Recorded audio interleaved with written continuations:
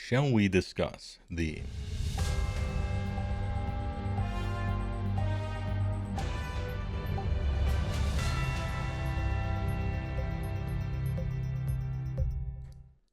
cue some music? Little bedtime music. Alright. Malaki Galant. Holy shit, OMF was my favorite when I was a teen. Nice. One Must Fall. Sick soundtrack, too. First time we got them out. We got the lurkers out with that one. Good work. A deep pull.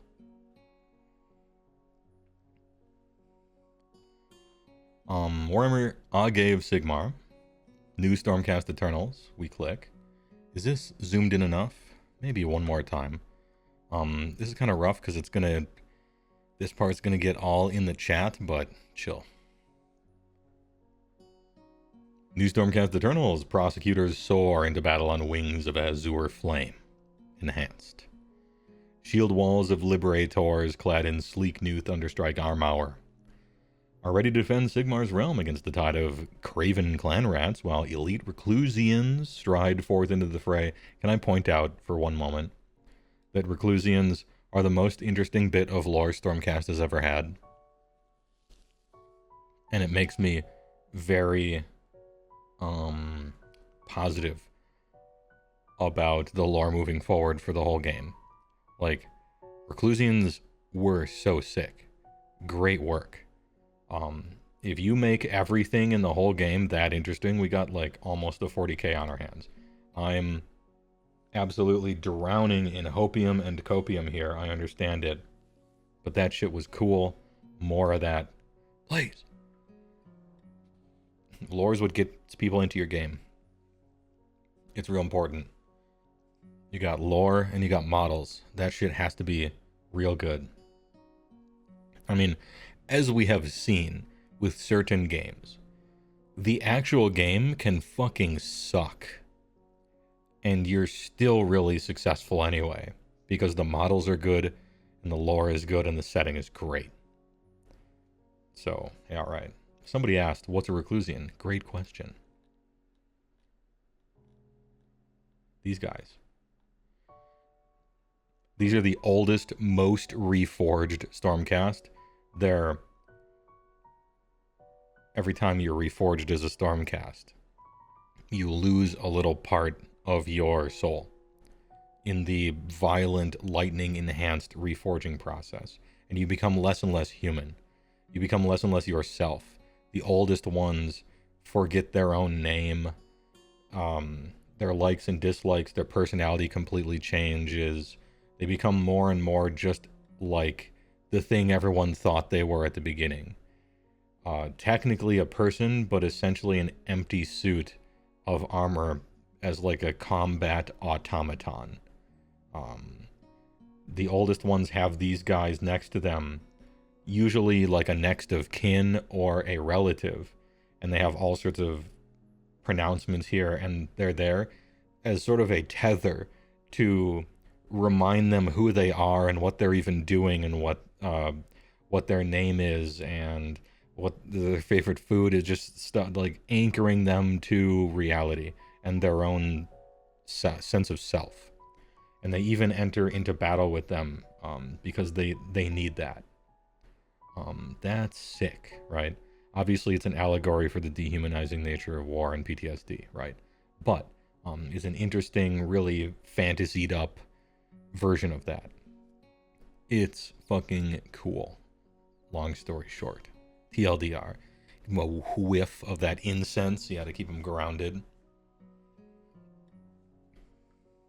Sicko mode ability must happen if the funny little guy bites it. Yeah, I'm concerned. If funny little guy eats shit, activate just absolute beast mode. They like explode into essentially this floating lightning elemental looking like the ghost of Grove from Vampire Hunter D Bloodlust, where he's just like floating above the ground shooting lasers everywhere, like you lost it. You know, that'd be sick. Anyway, how does the funny little guy deep strike? I don't know, I haven't read the rules, but it's kind of sick.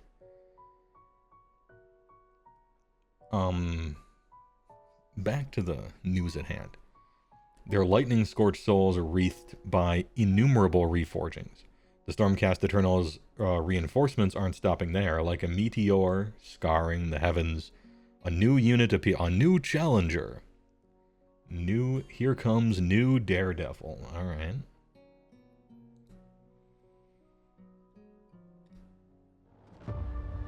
Show me.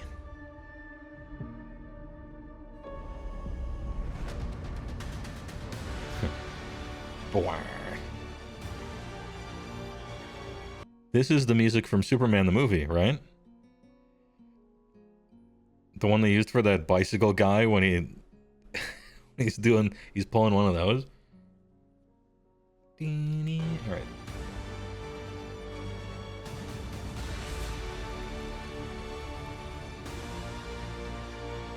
Weird looking face.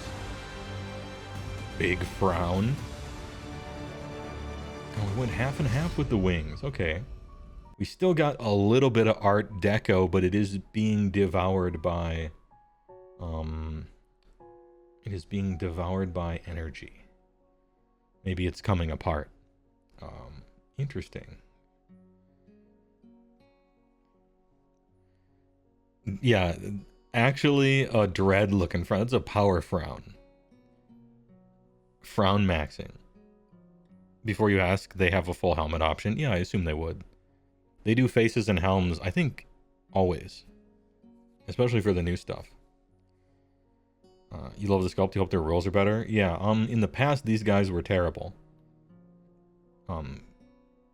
They could fly and land somewhere, but statistically speaking, they did nothing. No damage, died to everything. Just kind of like really bad, right? We'll argue about what their rules could be in the future, but I like them. Damn, it's so refreshing seeing some metallic looking armor instead of pure gold and blue. I am pleased to see that. Like the Liberators before them, Prosecutors are classic Stormcast Eternals that harken. Usually I'm used to seeing this as harken back, I guess. Because this is plural, maybe it's hark back. Like it's a group of them. Anyway, hark back to the dawn of both Warhammer Age of Sigmar and the in-universe Age of Sigmar. And they've been reimagined in a slick new style for the new edition. Carried aloft on flickering flame-like wings, which replace the sunburst design of old. Prosecutors are Sigmar's vengeful hunters with unique crested helmets, elegant javelins, and robust circular shields. Nice. They may be terrible, but you always took one because they were fun to paint. They looked cool. It looks like they're moving away from the Art Deco. I mean, they're keeping some of it, though. Especially with these guys, they're keeping some of it. I didn't fully hate it. I just mostly didn't like it, that's all. These guys have open face plates. They can get full place masks too. Yeah. I would expect that. You love the sculpt. Very cool wings. Best angelic wings GW we've seen so far. I don't know if it's the best angelic wings we've seen so far, but it's a big improvement from the old, and it looks cool. Do you imagine me shying away from hyperbole? Imagine. Anyway, these deadly aerial warriors have always been at the forefront of Sigmar's wars, just not really on the table. But their duties have become increasingly dangerous as time has passed. The cursed skies that Be'lakor conjured across the realms have the nasty ability to trap the souls of Stormcast Eternals. This is true, and this was in the backstory for, what's that guy's name? Help, I can't remember his name, from Slaves to Darkness, the cursed former Stormcast guy. Eternus, that's it.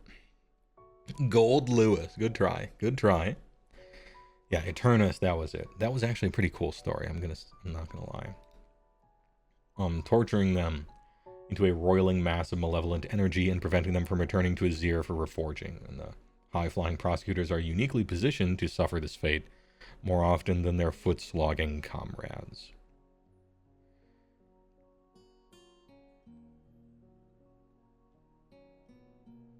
Yeah, we gotta, this is like flying Judge Dredd.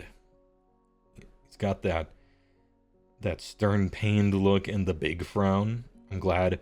Look at this. No ugly plastic flight stands that make these look like toys.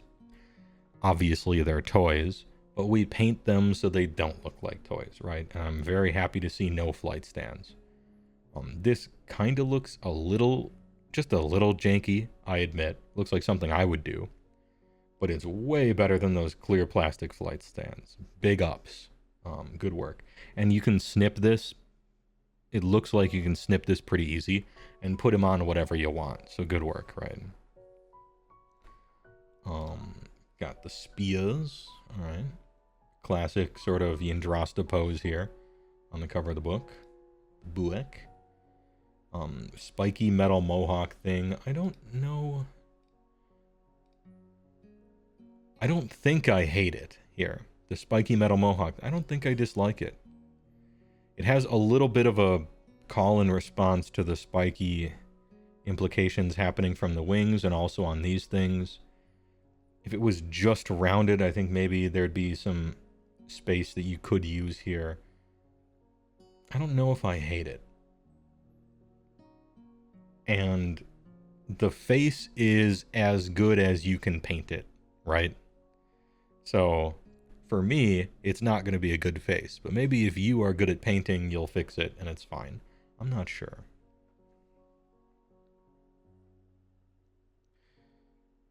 Oh, why is there so much plastic flight stand hate? Because it's a big chunk of clear plastic. Holding up your toy and wiggling around. Everything should be painted, you know. To me, everything should be painted. Like it's a big chunk of clear ass plastic that's like, hey, this is a toy. Please ignore me. Ooh, I don't know. Don't like it. From both perspectives. I would rather you hide it intelligently and put it on some in-world thing. Do one of these. I think this is far better. You painted it clear to represent air. Yeah, you just paint it to look like the back of your desk, and then you can't see it, right? Easy. Easy.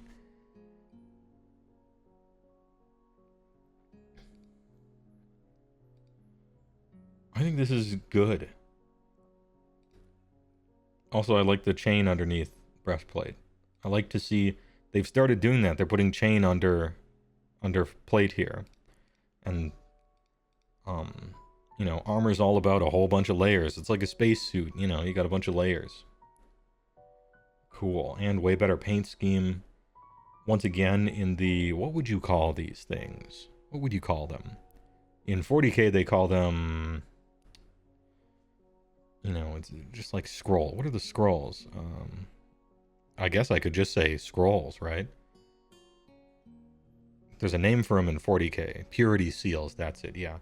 In previous Stormcast stuff, the purity seals on them were three-dimensional. Like, the lettering and the text on those, it was,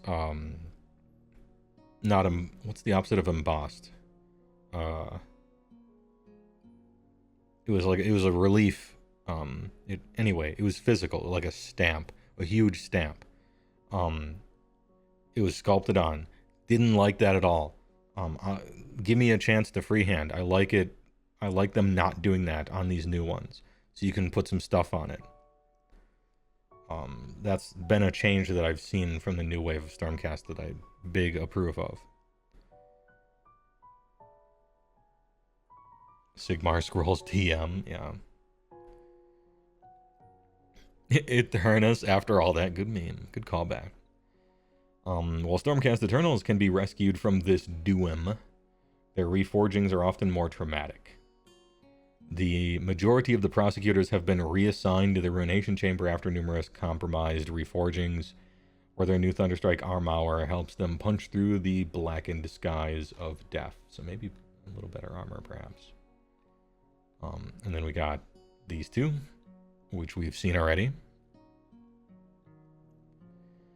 One benefit of this cycle of death and resurrection is that the souls of the Ruination Chamber are so hardened that even the ruinous powers can struggle to find purchase.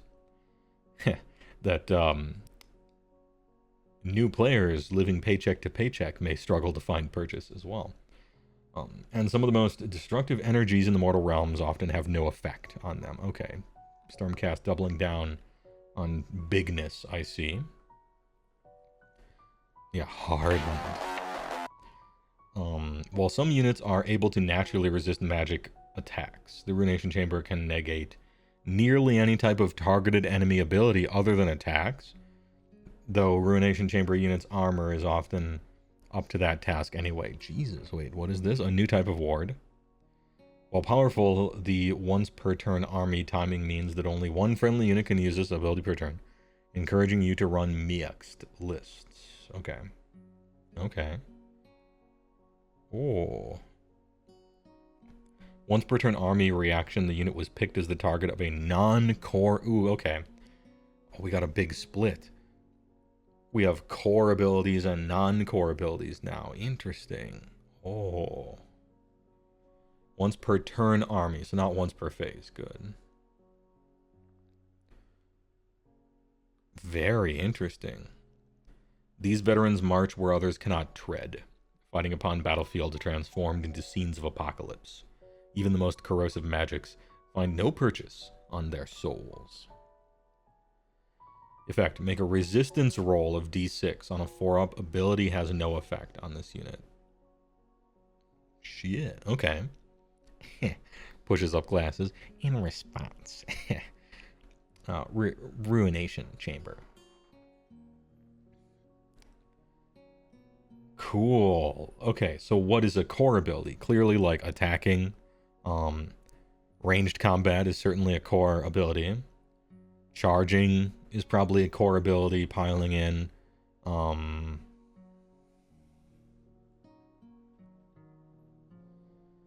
It says it on the ability too.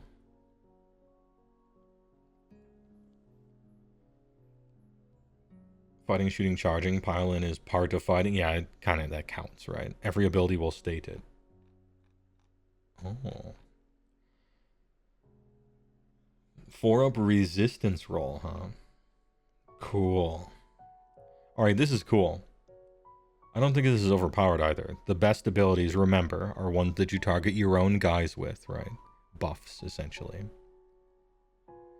Once per turn, you can flip a coin to say, no, not actually. For one guy. It still goes hard. I like how they decided that, you know, the difference between having 6 units of Ruination and 12 is like, well, you're still just gonna be able to use this once. So, a little bit, just a little bit of don't spam, you know, in here, but not overt don't spam. Just you might, you know, you might not get full benefit out of stuff. And everything proof shield, some restrictions apply, yeah. Hey, Belcor, want to shut down a massive reinforced hammer? Too bad. Ruination Chamber, yeah. Hand of Dust, you know, just stuff, right? Cool. Once per turn army implies the existence of once per turn unit, yeah. Well, maybe once per turn phase, once per turn unit, once per turn whatever.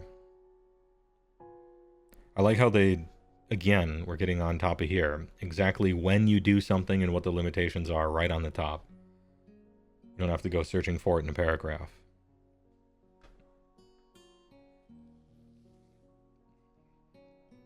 $50-50 to say nah to a 50-50, yeah. So effectively you got a 1 and 4 on your hands. Cool, man. I guess Ruination Chamber, all those guys just have this. Man. Everything I've seen so far for Stormcast has gotten me hyped for indexes. Because the potentially bad world we could live in was, and still could be, all the indexes come out, and they're just like simplified, watered down versions of your battle tome. Less options, oh, you wanted, maybe this thing was kind of half-baked and you wanted them to double down and iterate on it, and instead they just give it up, right? That was always the potential. But it looks like Stormcast is getting a bunch more shit than they've ever had. Now, they've always been a little light on rules, actually. But anyway, good sign. Thanks to the power of the 6 Smiths, prosecutors don't need to carry cumbersome weapons into battle. Instead, they can conjure crackling storm call javelins from the Aether itself and bombard their foes from on high. These heralds of righteousness follow up by hurtling into combat with the speed of a lightning bolt, rolling an extra dice on the charge. Heralds of the righteous. Add 1 to the number of dice rolled when making charge rolls for this unit to a maximum of 3. Oh, 3d6 charges just straight? Ooh, oh Lord, I've seen what you've done for Stormcast, and I want that for me as well. Can we just... Can I... Chill. Alright, chill out. Copium. Surely. Something like that. Kragnos down 20 is the best I could do. They already had 36 charges. I paid 700 points to do that. What I'm really looking for, what if we just got that and I had a full 2k of Beast Claw? Wouldn't that be sick? Anyway, enough copium for this one. Yeah, and very importantly, Dustin E points out, unlike right now, which when you add a dice to your charge roll, the ability always says you can try for 18-inch charges. This one doesn't. And so you're just way more likely to hit 12-inch charges, but you're not trying for 16-inch ones or something like that. Which is interesting.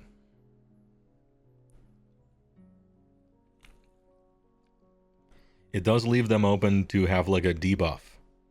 Ooh, I cast a spell on your guy. Subtract 1 from the number of dice rolled when making a charge. Oh, fuck the game. I lost. What if that's Ogre's unique shtick? Kinda nice, man. The charge ability no longer talks about within 12. Oh, it doesn't? We cross-referenced that Brandon made? Actually, I just actually want to press the button. Let's check the tapes.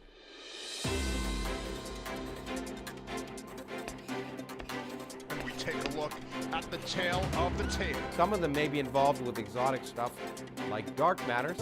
An ABC News brief brought to you by Michelob Light Beer. Now from Washington, Sandra Van Oker.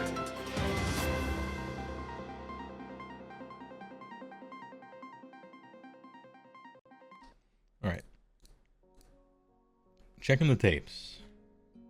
Charge. Declare. Pick a friendly unit that is not in combat and has not used run or retreat. Make a charge roll 2d6. The unit can move that distance as long as they, yeah. Tapes checked. No mention of 12-inch. Why bother? Why bother? Just roll the dice and see if it's the thing. You know? Just roll them. Very interesting. Okay. Hey, not bad.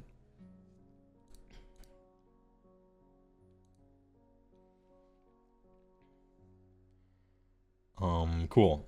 Having a 36 charge is really good. As long as you matter in combat, right? As long as you can do damage and maybe don't die. Previously, these guys did no damage and died to everything. So getting a 3d6 charge is kind of like always fighting first. It's only good if you fighting actually matters. Ahem. If you fighting actually matters, right? Also, to a maximum of 3. I wonder what happens if there's 2 abilities and one says to a maximum of 3 and the other doesn't. What do you do then? Maybe they just wouldn't do that, but I like how they put a maximum on it right here in the little rule. All the ogre spells are just going to add dice to charges. Yeah, where it's like, all right, and now I'm rolling 6d6 to charge. Let's go. You roll more charge dice than attack rolls. Could be fun. There are still plenty of new miniatures for the Skaven and Stormcast Eternals, and next week, updated version of this, because I heard that you guys at the beginning told me it used to say later today. Not true. They changed it. We'll be showing off another reimagined unit developed by the clan Scryer. Oh. Storm Fiends. Please. Show me the Storm Fiends. That's what I want to see. Sigmar lied. It wasn't later today. Later today? Oh, never mind. We'll also be reviewing rules for the first General's Handbook, and we got a wealth of Spearhead coverage to come. In fact, these guys can be built with classic closed helmets with a new style open face. Nice. We have a choice. Good. Hopefully it's Storm Fiends. I want to me, I don't know about Skaven players, but for me, I would like to see Storm Fiends out of all the Clan Scryer stuff. Mostly because they're like the coolest. Well, shit. If it really is later today, surely there's another news article to read, right? Obviously. Oh my god. There's not. What the fuck? Join the Dawnbringer Crusades and celebrate White Dwarf 500 with this month's free miniature and collectible coin. No thanks. White Dwarf magazines. Hey, chill. Look at this dude. He's so fucking big. Yeah. God damn. This man is a sphere. He's huge. Anyway, these guys look great. Big improvement from last time. No flight stands is good. Armor's better. Wings are more interesting. They still kept a little bit of that old stuff. They're not trashing. They're not throwing the old thing in the trash. But they're looking cool. Very dynamic. Turns out you can use a closed face helm or an open face, your choice, for the Judge Dredd frown or not. Good work. I expected that. Resistant rolls of D6 sound interesting. That's cool design space to open up. It's not a ward, but it's something else you could get that probably matters. It doesn't scale very well if you're spamming it, but you can spam them if you want, and that's a proper place to be. You can see that it's kind of like they're not really angels, and they're not really like mechanical frauds on pulleys, you know, pretending to be angels. They're like kind of a halfway, maybe a 20% versus 80%. Like they are angelic, but they have this like diesel deco kind of thing going on where it's like they're enhancing it with kind of goofy tech, you know, which I think is interesting. It shows a little bit of a desperation, a little bit of a performance they're putting on. I think it's an interesting thing to explore.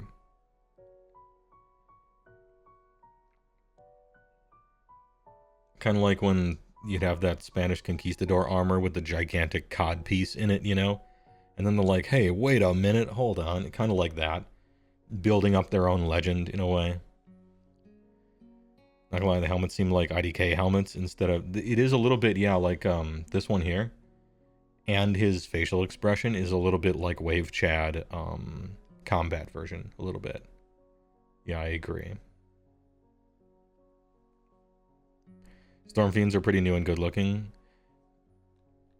I was interested in the Storm Fiend rules.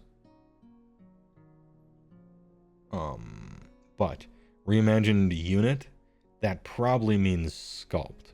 So that's my explanation. I want to see the rules of Storm Fiends. They're probably talking about a sculpt, which I don't believe. In fact, I'm positive that Storm Fiends were not on the refresh thing, right? Sigmar plied 3-ply wings. Ninja Turtle mouth, mean mugging. New Capenna looking. Yeah, you know what? Yeah. Little new Capenna looking for the Magic players out there. Should be the weapons teams from the cinematic. A little warp grinder. Maybe rattling. If it is a weapon team, probably I bet it's a box that you could build all three or whatever, what have you. Maybe Jizzails, because they talked about Jizzails in the previous article and then didn't show you the rules for them. It's that guy who gives the bonus sniper ability to Jizzails, so it would, you know, it'd kind of bookend that one that they set up before. Probably Jizzails, I bet, just because of that thing.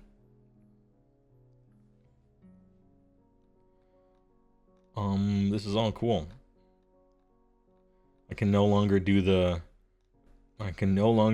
Matt Rose, the man who saved Age of Sigmar, who can do no wrong. Can't do that anymore on account of battle tactics. But I guess nobody's perfect. And everything else is good, so. Hey, alright. I'm still pretty positive on this. And I just want to see more. More? Matt, acceptable. Matt, pretty good Rose, yeah. Tridents are underrated aesthetically by me. I'm the one who underrates them. Sorry about that. I'm rabid for more. You can, Matt Rose, the savior who can do no wrong. Nothing was visible on old Rat Ogre models because they made your eyes bleed. Yeah, that gap, the shoulder gap. What about Bidens? One less prong makes something look cooler. I also undervalue Bidens. Yeah. I'm an undervaluer for those types. Stormfiends weren't on the list of Old Skaven getting tossed. Yes, true, yeah. I covered that. The thing that I want to see is the Stormfiends rules. We know that they're not getting refreshed.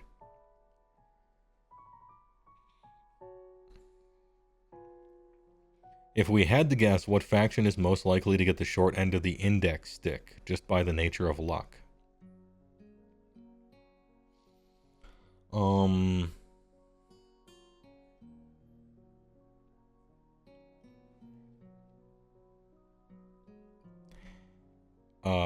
Beast of Chaos, because technically they're going to get an index and be in this game for the next year or maybe whole edition.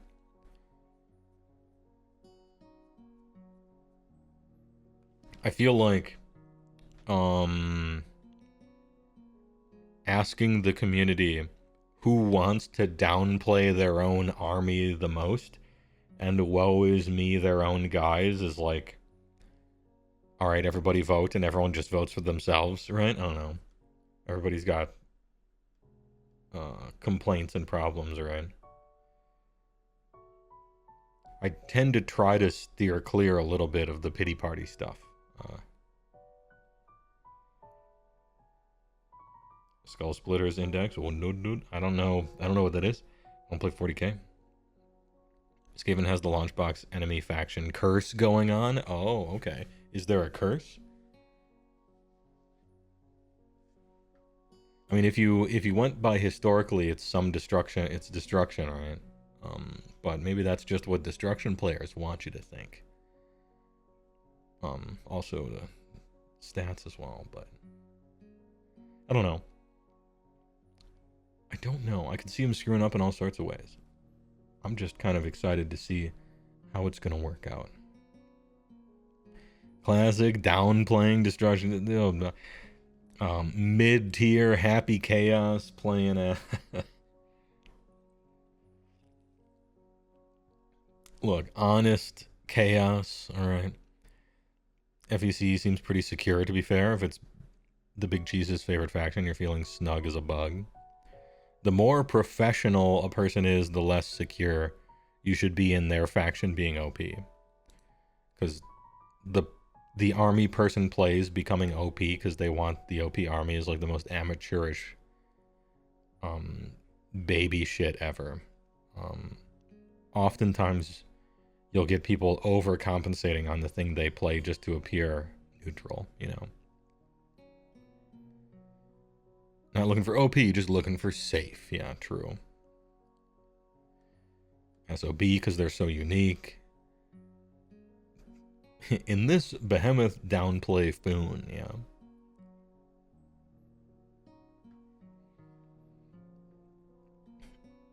He's in good hands, yeah. Alright, chat.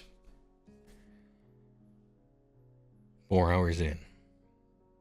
It's quitting time. Thanks for sticking around. I appreciate it. What a nice stream. Nice end to the month of streaming on YouTube and stuff. I appreciate it. Tight-ass 30 minutes of news.